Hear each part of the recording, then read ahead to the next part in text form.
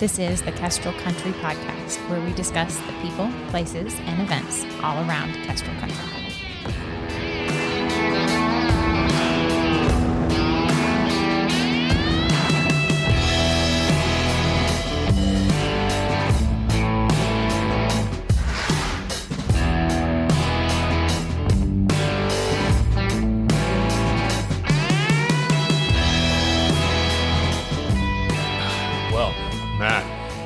Thanks for coming in today.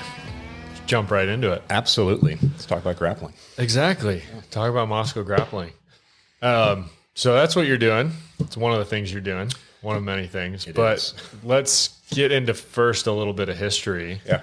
So, Matt, where'd you come from? Where'd you grow up? What brought you to Moscow? All that stuff. It's a good question. I'm still not entirely sure what brought me to Moscow. I was born and raised in Annapolis, Maryland. Spent 20 plus years there. Okay. Went to school at University of Maryland and I don't think I knew that. Wound up in Tennessee for a while. Terps. Yeah. Terps. Go Terps. Yeah, it was UMBC actually. So it was it was the campus for, it was the Golden Retrievers, unfortunately. I don't know if that's better or worse than the, I think that's than worse. The Terps. That's probably worse. Yeah, majored in English Lit, and then promptly put that to use by being a cop. A lot of English Lit majors to law enforcement transfers. I was a police officer in Tennessee for about a decade. And then how we wound up in Moscow, we knew some people out here, knew some friends out here, and was kind of looking for a job, and some things cleared up. And we kind of came out here a little bit of a trial, kind of a dare. Found a job at MZ at the time and moved out here and fell in love with the place. Just loved it. I loved it kind of from the first visit. Love the community, love the people. So yeah, we're here. I don't think we're going anywhere. Yeah, it's still a trial. Still a trial. I'll try it probably until I die. Yeah. When did you move here? We moved here in 2015. Okay. Yeah, 2015. Coming up on 10 years. Almost there. Yeah, it's a pretty good trial. In By my then, mind, I feel like you kind of know. Yeah. Right? In my mind, I'm still a new person. But I think that's probably in a lot of people's That's mind. probably quickly changing. I know. I don't know. Yeah. So yeah, we love it. Yep. So you were a cop for a while. Is that related to your jiu-jitsu grappling kind of passion? Maybe. So we didn't actually have very good training at the police department in terms of how to control people. That's not unusual. Most police departments, their training is unfortunately very rudimentary when it comes to how to control somebody, which is not great given that that's kind of a critical part of the job. I did encounter a jiu-jitsu black belt that I worked with briefly, and I saw him do some stuff. That you worked with. Yeah. Well, that's good. That's better than encountering him. Not a bad guy. The other way. I saw him do some stuff in some fights with guys that at the time I think I just thought was magic. It didn't make sense to me. He just kind of manipulated a guy and controlled him and put him in this arm lock, and something in my head went, wow, that's cool. I still don't know what it was. It just seemed like this magical ability that he had, and that was the extent of my interaction with it at that point. So yeah, it wasn't. I don't think it was. The law enforcement was not necessarily a lead into it. Okay, but I did. You get in scuffles and fights and people resisting, and you quickly learn that it's really hard work, and that all the stuff that you're inclined to do doesn't work very well most of the time, unfortunately. Yeah. Yeah. So you did that, you said, for 10 years? No. So I was a cop for 2 years. For 2 years. 07. Yeah. I was in Tennessee in Knoxville for about 10 years. Yeah. I loved it. It was a great job. It was a rough time of life, to be a cop. Unfortunately, I had a lot more money and reasonable work hours that could be made in software development, and so it was short-lived. Gotcha. How did you go from being a cop software development as an English Lit major? How are you not tracking with how this works out? I don't really know. You don't really know. I was doing software development back in college, kind of part-time, kind of self-taught, and majored in English Lit because I liked it, and then wound up in law enforcement because it just seemed like fun, and I was always interested in it. But yeah, it was a really fun 2 years. It was a lot of great experiences, stuff you can't experience probably outside of that environment. but it was a rough way to raise a family, rough way to live, day in and day out on permanent midnight shifts. Ton of respect for people that do that year in, year out. No kidding. I had an easy out, and so I took it. But yeah. Okay. Yeah. So then you wound up in Moscow, been here for 8 years or so. Yep. And so when did you start Moscow Grappling? And you're still doing full time, you're doing software development. Yeah, I've been a software developer this entire time. That's still my primary and secondary jobs. Moscow Grappling is a I don't know, it's third or fourth, somewhere on the list, depending on the week, depending on what we got going on. So.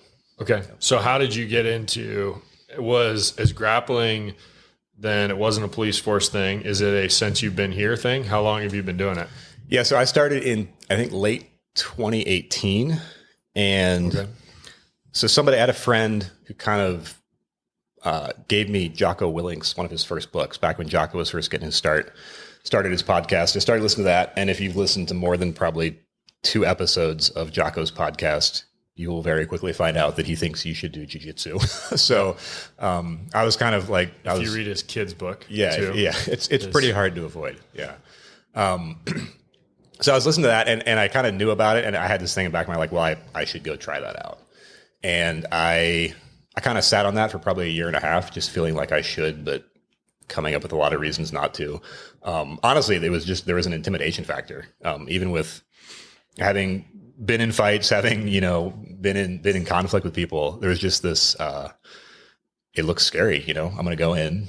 What are these people going to do to me? What's going to happen? It's a very intimidating environment to go into. And that's nothing on the schools themselves. I think it's just inherently, it's kind of scary, You don't know what's going to happen. Yeah, for sure. So I kind of sat on that for probably 1.5 years, just feeling like I should. Eventually went in and tried a class and had an experience that is, I think, pretty common for most people. They go in, and you probably have even as intimidating as it is, you have you think you're going to do a lot better than you do, right? And then somebody pretty much will come in and demolish you. The guy that demolished me was Ellis. Ellis is actually here in town, Ellis Eifert. Oh yeah. If Ellis is listening, he's been on the podcast. Great. Before. There we go. So we tie this all back together. We were talking more about death and like the states, but yeah. Well, Ellis almost killed me, I think. So it might be related.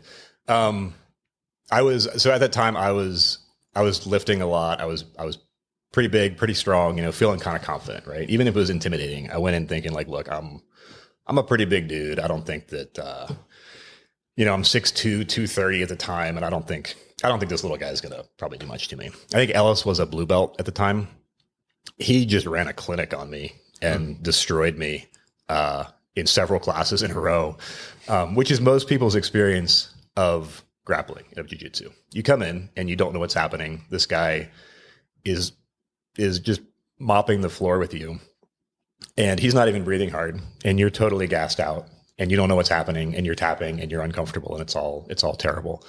And I think there's two responses to that most people have. The most common response is, that was terrible, and I don't ever want to experience that again. The other response is, that was terrible, and I have to figure out how to do this. That was my response. It was a miserable experience. I was sore. I was beat up. There's just like almost the humiliation factor of like, I'm a big, strong, I was a cop, and I got this little blue belt who's just not even breathing hard, and he's destroying me. Yeah. Ellis is not a big guy. No, and nothing against Ellis. I mean, believe me, the technique is there, and he had no problem manhandling me. And my takeaway from that was, I've got to learn what this is. I can't have that go unaddressed. I have to figure out this power. I have to figure out what's going on here. And so I was kind of hooked at that point. So I credit Ellis with his destruction of my body and soul as probably what hooked me on jiu-jitsu, I think. And is that somewhat a personality thing? Like, is that common for you to like, okay, if I don't understand something, I need to, like, I just have a need to figure it out. And it is, and probably to my detriment. As soon as I figure it out, I get very bored with it very quickly. My wife can probably tell you stories, which is nice about jiu-jitsu because you never figure it out. You can do it, I think, probably for the rest of your life. And there's no point where you're thinking, oh, I understand this fully. Like I get this fully. There's always something new to figure out, which is what keeps me engaged. There's kind of a game there of being hooked on it because there's always one little thing you're trying to figure out that's in the back of your head. And so it's you can do it for a really long time and not master it ever, I think. Yeah.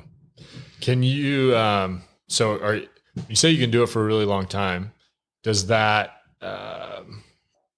is that also physically you can do it for a really long time? Because it seems like, man, the older you get, could be hard on joints. And it's like what people get into tennis or golf because they can just kind of do it forever. Yeah. Is it similar actually with jiu-jitsu?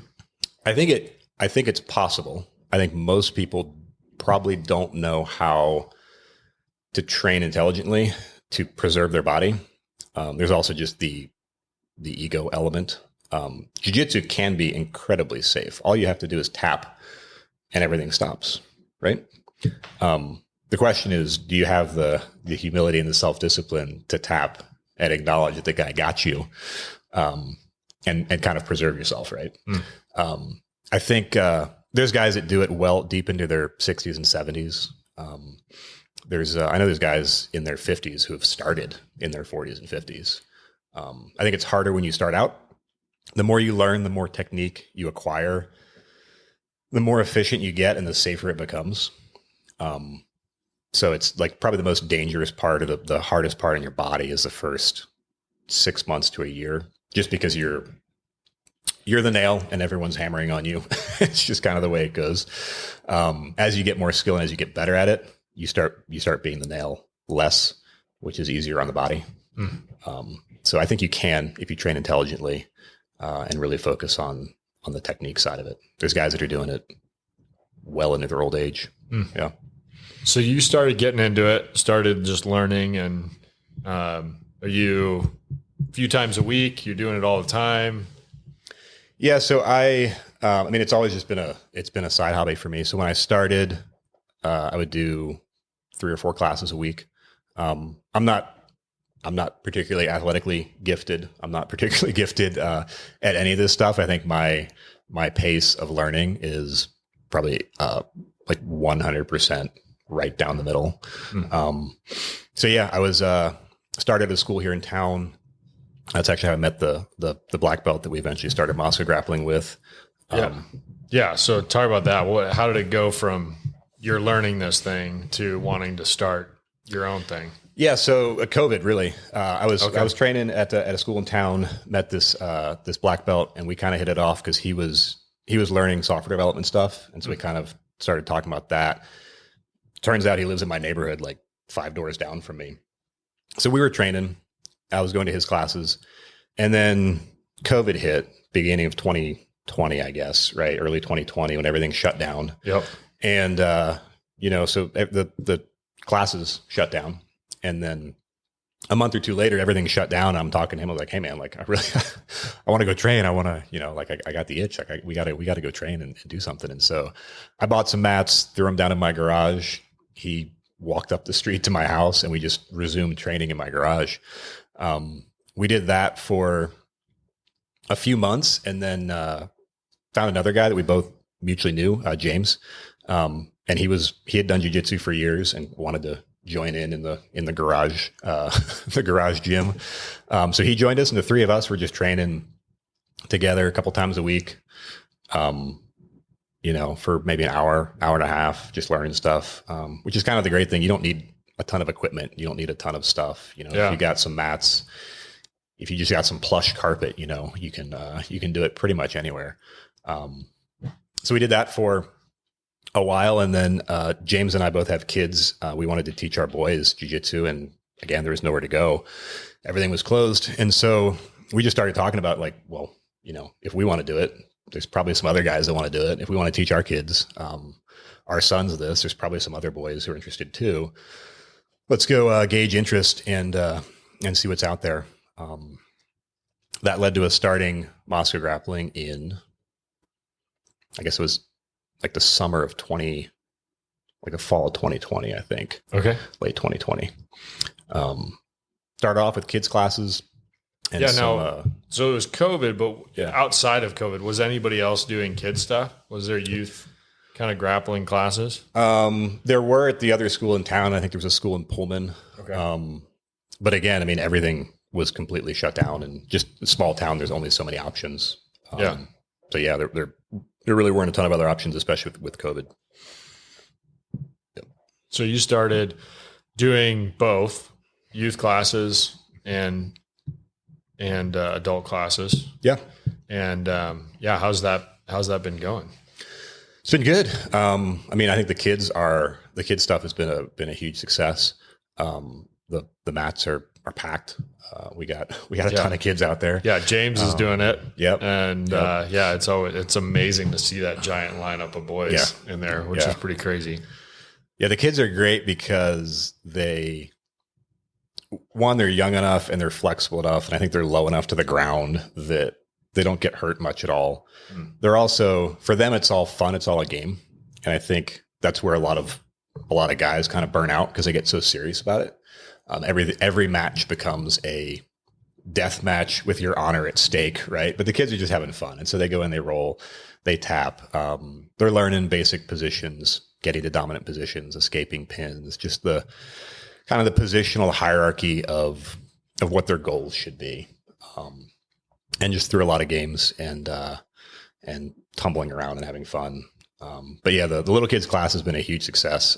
It's packed. We've got an older kids class that again, we have, I don't know, probably a dozen boys pretty consistently training. At that age is really cool because once you get to, the 10 to 14 range, they can really apply like legitimate technique. They're really understanding the mechanics of it. And it's really cool to see these kids come in and go from nothing. And 6 months later, they're just executing beautiful technique and rolling and controlling people. They pick it up really, really fast. It's pretty cool.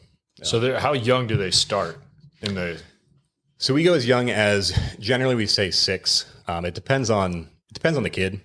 There are probably 7 and 8 year olds.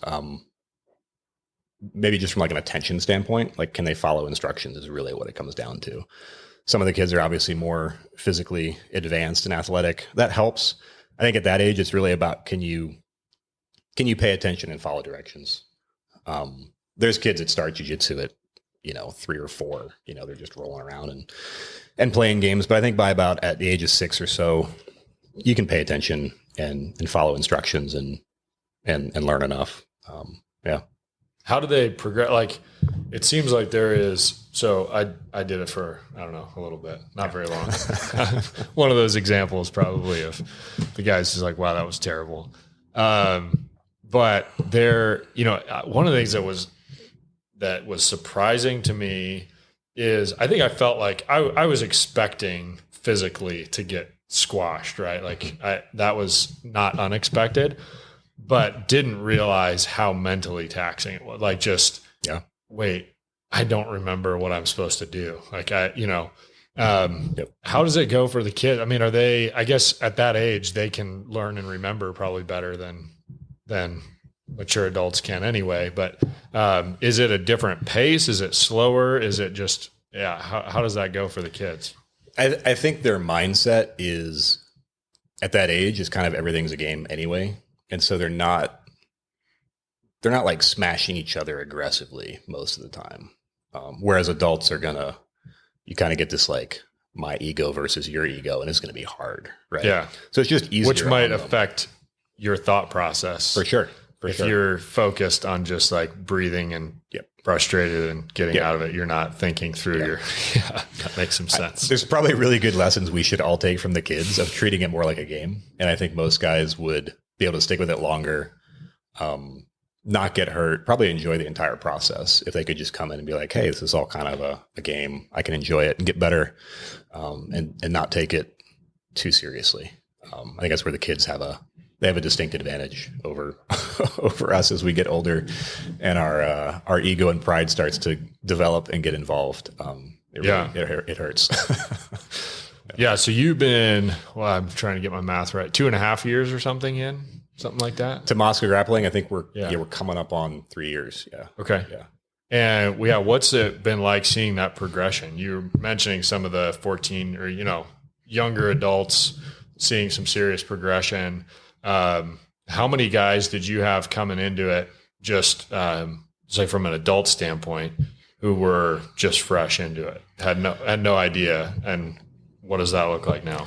Yeah. So almost everybody that started with us was coming from pretty much zero.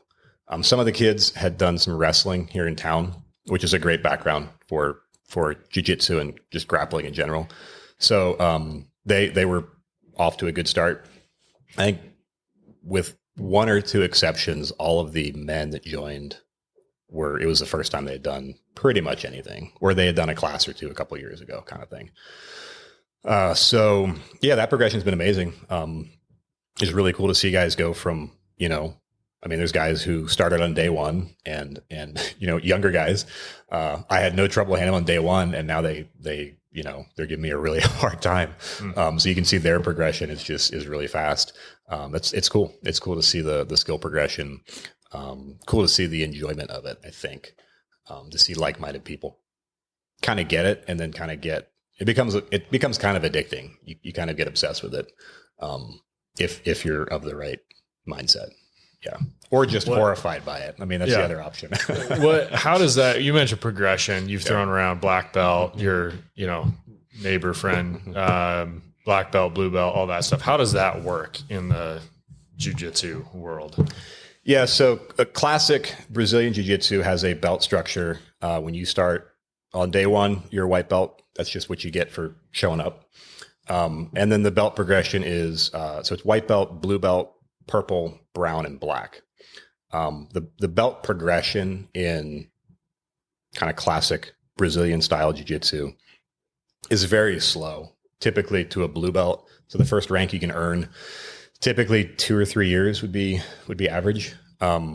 Black belt is typically a decade plus. Wow. So there are other martial arts that, you can be a black belt in 3 years. There are a few instances, I think, of that in Brazilian jiu-jitsu, but those guys are really unusual. I think BJ Penn might have been like a black belt in 3 or 4 years, but that's really weird. So it's just a very slowly progressing skill. We a lot of our focus, especially in the men's classes, has been what's called no gi. So it's just you're wearing shorts and t-shirts, right? As opposed to the classic gi, kind of the karate outfit, right? Is what most people picture. Yeah. That's where the belt comes in. If you're doing no gi, there's not nearly as much concern generally around belts and stuff, just because you're not actually wearing a belt. It's really about the skill acquisition. And you're doing both. You have both going on. Yeah. So we do gi for the kids largely because it slows it down for them. They have more grips, gives them a little more time to process stuff. And then you have the belts and stripes and promotions, which I think for the kids is very motivating, keeps them involved. The kids have a whole different belt structure. There's a lot more belts because they get more frequent feedback. Gotcha. In promotions. Yeah. But yeah, unfortunately, as an adult, you can go for 2 or 3 years and and there's no promotion, and you're wondering what's going on, and you're hoping you're better. Maybe this is a dumb question, but how does that work? Like, who gets to award a belt, and like, how does that? Is there translation between, obviously there's a couple in town, but there's, gyms all over the country. Like, how is there a standard? How does that work? I think there is a standard. It's pretty subjective. So, I mean, officially, you can promote up to below your rank, right? So a purple belt could promote a white belt to a blue belt, right? A black belt can promote up to black belt. And I think a one stripe back black belt can promote someone else to black belt. I'm sure there's people all over the place just promoting themselves. You can buy a belt on Amazon for about $15, right? So if you just want the belt, just buy the belt. I think pretty quickly. I mean, I'm motivated almost purely just by getting better. If I could have black belt level skill, but I had to wear a white belt, I would gladly take that. That'd be totally fine for me. Some people are super motivated by the belts. So there's that aspect. If you're kind of, achievement driven, that could be helpful. But it's a long it's a long, slow path. If you want frequent wins, and it's kind of just it's an honor system. It's there are standards, but that are fairly well understood. But it's more just, hey, as you progress. Yeah, it's definitely subjective. I think the black belts who are the ones doing most of the promoting, they are incentivized to not over promote, right?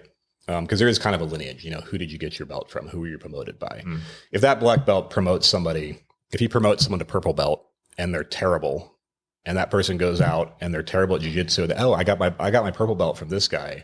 Now he makes the instructor look bad, right? Gotcha. So there is kind of a natural incentive system for the person doing the promotions to not promote people who are ill prepared or going to represent it poorly, because it speaks poorly on the person who promoted you.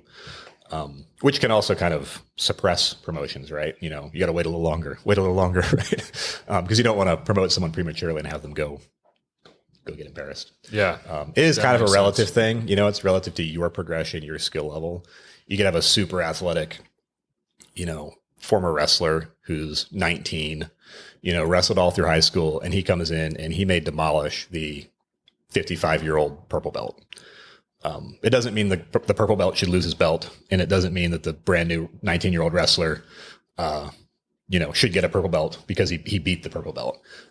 It's really about how much jiu-jitsu. And if some super strong, fast, kid with a wrestling base comes in, like, he's going to do really well. He's going to tear it up, and he's going to make more advanced belts tap, because it's the way it works. Yeah. Yeah. Is there, are there things that you guys are doing at Moscow Grappling that's kind of different, like how you're approaching it, or what makes Moscow Grappling unique? Yeah. So, I think it's we're just passionate about jiu-jitsu and teaching our sons, so we have classes for boys. Myself and James, my business partner that we started it with, we're teaching those classes.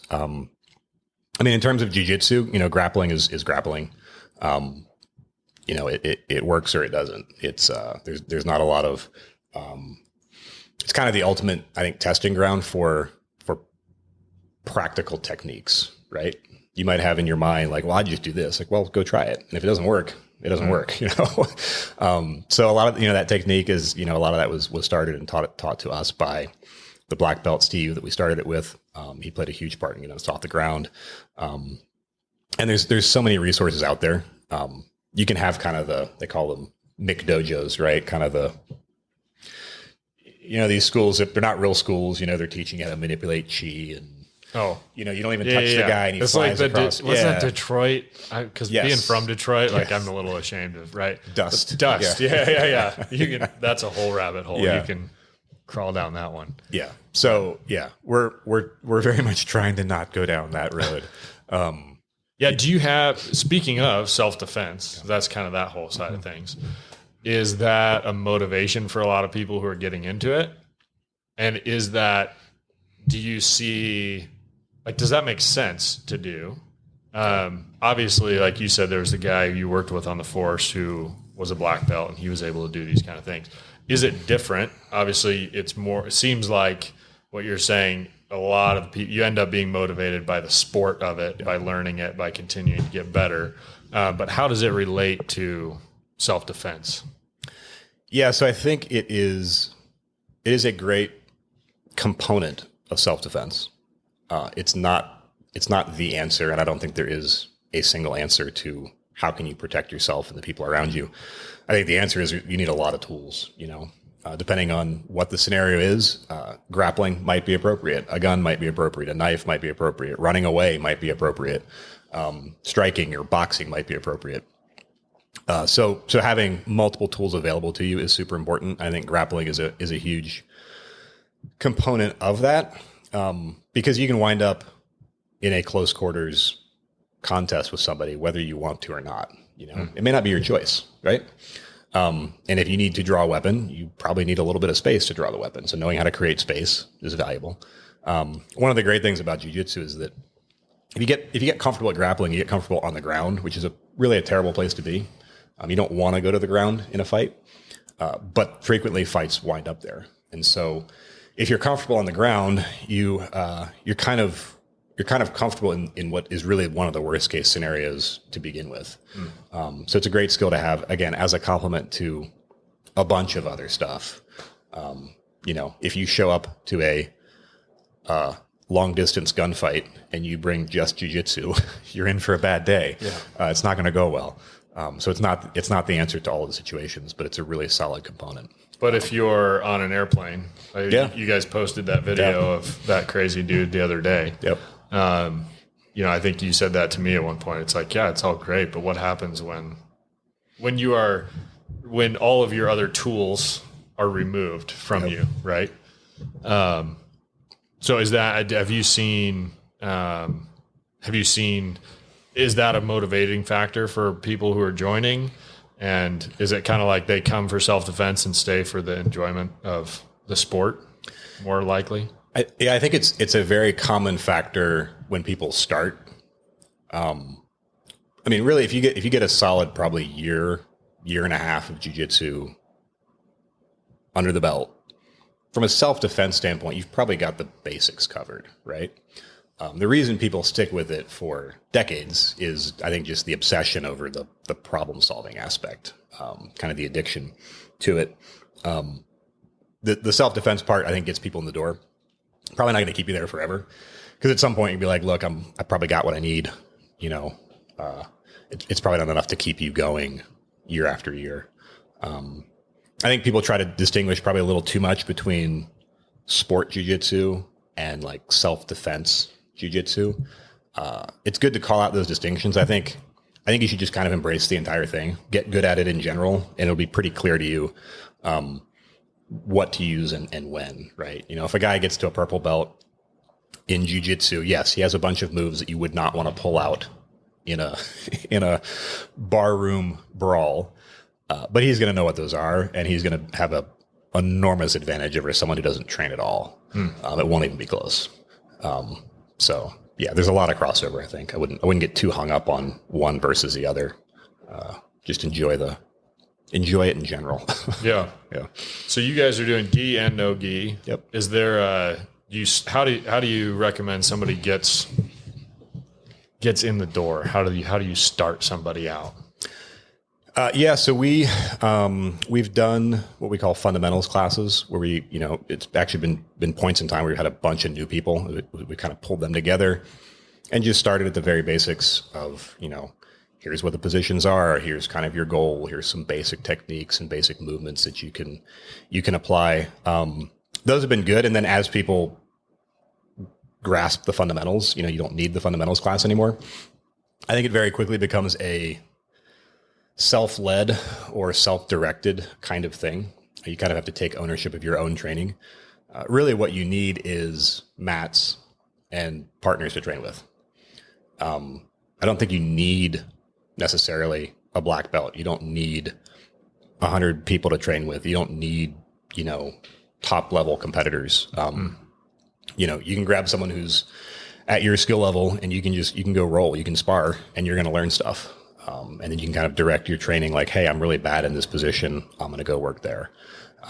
So it's very kind of a community led thing. New guys come in, kind of show them the basics in a class or two, and then you roll, and people will talk them through like, hey, I caught you here, maybe try to put your feet this way. And it's kind of people teaching each other as they're sparring, which I think is how it kind of developed in the first place, right? It wasn't necessarily a lot of the early kind of garage Brazilian jiu-jitsu gyms in the US back in like the 80s and 90s were blue belts teaching each other and white belts rolling in someone's garage, and you kind of figure it out.